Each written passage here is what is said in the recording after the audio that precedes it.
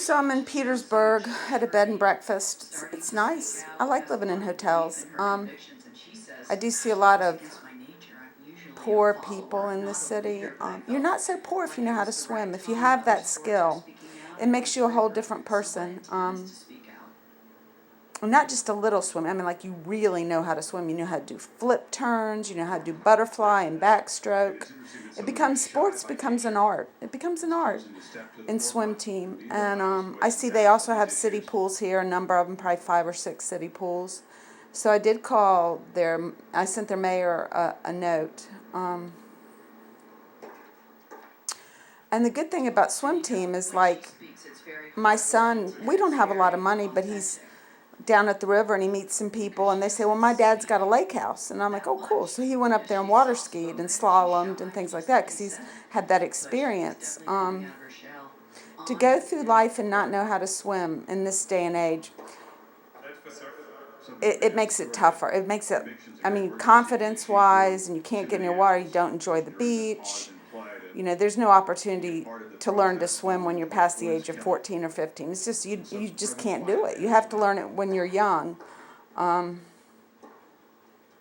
feel like a broken record at this point, but I just haven't seen any evidence that Dominion Power or anybody's really setting up a swim program for our inner city kids. Of course, and some inner city kids do learn. Don't get me wrong. There's some parents that are on top of it and have the money and they can drive them to the YMCA.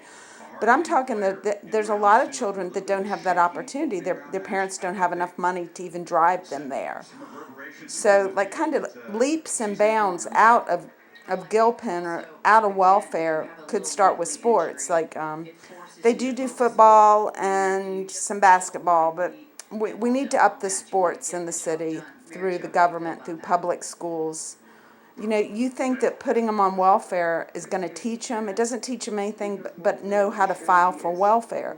But you teach a child how to swim, you're going to have a very confident child that goes to the beach and sees new things.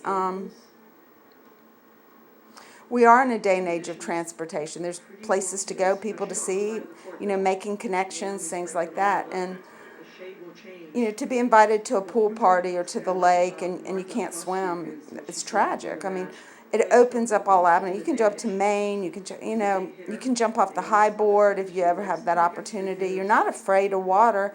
And then you've got children. You're going to have children. And since you know how to swim and you know the value of that, you will pass that on to your kids and you'll make good choices. If you can't have kids, you're like, you know,